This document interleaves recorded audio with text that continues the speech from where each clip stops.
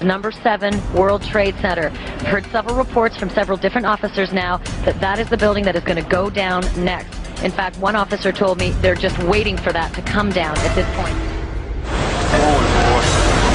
Keep your eye on that building as it's coming down. Building is about to blow up. Move it back. All right, guys. And it sounded like a countdown. And at the last few seconds, he took his hand off, and you heard 3, 2, 1, and he was just saying, "Just run for your life, just run for your life." And then it was like another 2, 3 seconds. You heard explosions, like ba-boom. There's like a distinct sound. This was ba-boom, and like you felt a rumble in the ground, like almost like you wanted to grab onto something.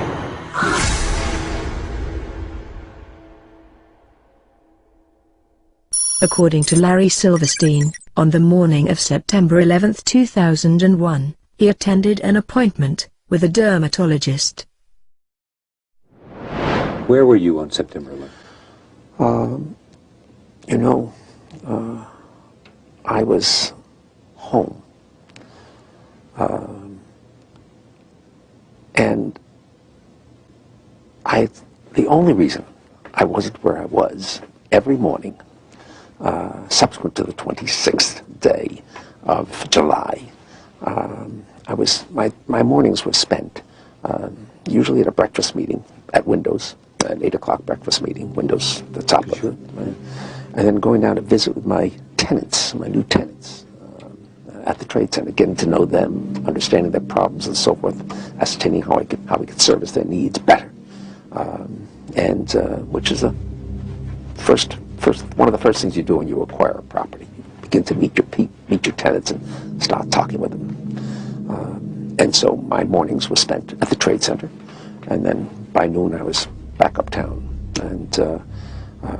And so that particular morning, because I have light-colored hair and fair skin, and I'm an annuity to the dermatologist, my wife, God bless her, had made an appointment for me at the doctor.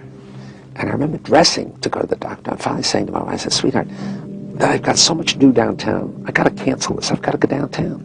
And she said, "You're not going to cancel this appointment. You're going to the dermatologist." And, having been married now to the same woman for 46 years, you get this sense of determination on occasion, their voices. And I said, okay, yes, dear, I'll go.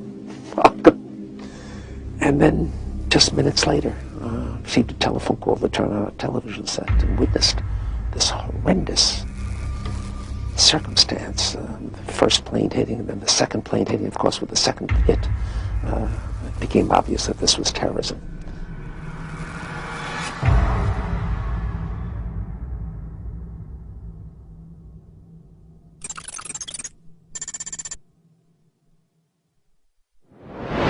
I remember getting a call from the fire department commander telling me that they were not sure they were going to be able to contain the fire.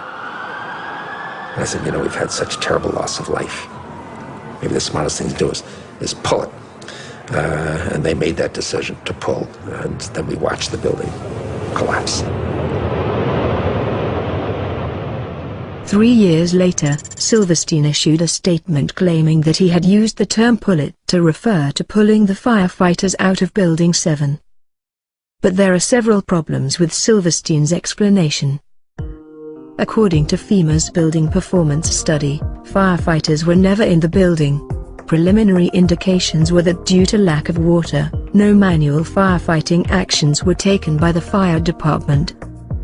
And these statements, from Popular Mechanics and the New York Times, confirmed that no firefighting took place in Building 7, and that the fire department had ordered firefighters away from the building at 11:30 a.m.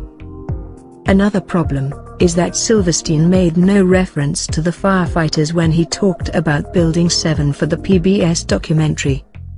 Plus, after Silverstein stated that the decision was made to pull Building 7, he finished his sentence with these words.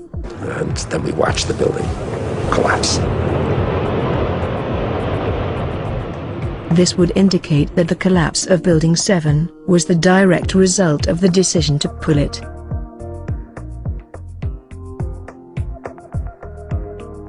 As a successful property developer, Silverstein would have gained considerable experience in hiring contractors to carry out controlled demolition of buildings.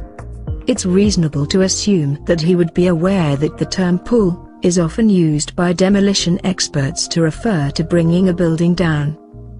For example, here's Ground Zero's post-disaster wrecking crew talking about preparing to demolish Building 6.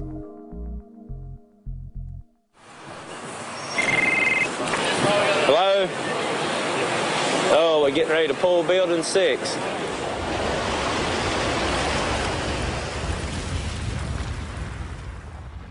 When referring to Building 7, it was Silverstein who suggested that the smartest thing to do was to pull it. I said, you know, we've had such terrible loss of life. Maybe the smartest thing to do is pull it. And because Silverstein has more knowledge of controlled demolition than he does of firefighting, it is reasonable to assume that he was referring to pulling the building down. In an article titled "Shame on Jesse Ventura," Fox News journalist Jeffrey Shapiro confirms that Larry Silverstein had controlled demolition on his mind on September the 11th. And it was no secret to police and others on the ground that day. Shapiro stated that on September the 11th, Larry Silverstein was on the phone to his insurance carrier to see if they would authorize the controlled demolition of Building 7. This revelation causes yet another problem for the official story. How could Silverstein expect to carry out a controlled demolition when it takes several weeks to prepare a 47-story building for demolition?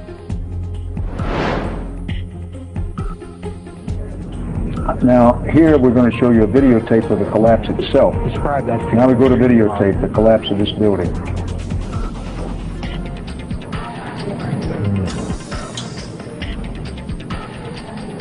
It's amazing. Amazing, incredible, pick your word. For the third time today, it's reminiscent of those pictures we've all seen too much on television before, when a building was deliberately destroyed by well-placed dynamite to knock it down.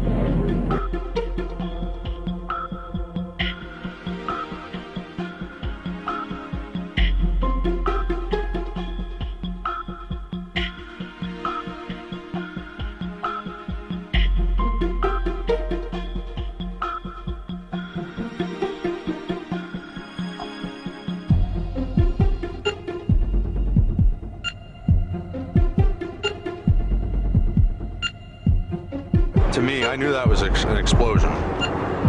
There was no doubt in my mind. September the 11th was clearly a most fortunate day for Larry Silverstein. Not only did he avoid being killed by the attacks, he received a multi-billion-dollar settlement from an insurance policy taken out just a few weeks before. This policy was set up specifically to insure the buildings against destruction via a terrorist attack. This was particularly fortunate, considering the fact that Silverstein was having difficulty in finding new tenants to occupy the buildings at the Trade Center. And it was also particularly fortunate, considering that Silverstein had faced the $1 billion requirement of having to remove the illegal asbestos from every steel beam in the Twin Towers. So, if Larry Silverstein's story is true, then he must surely be the luckiest man alive today.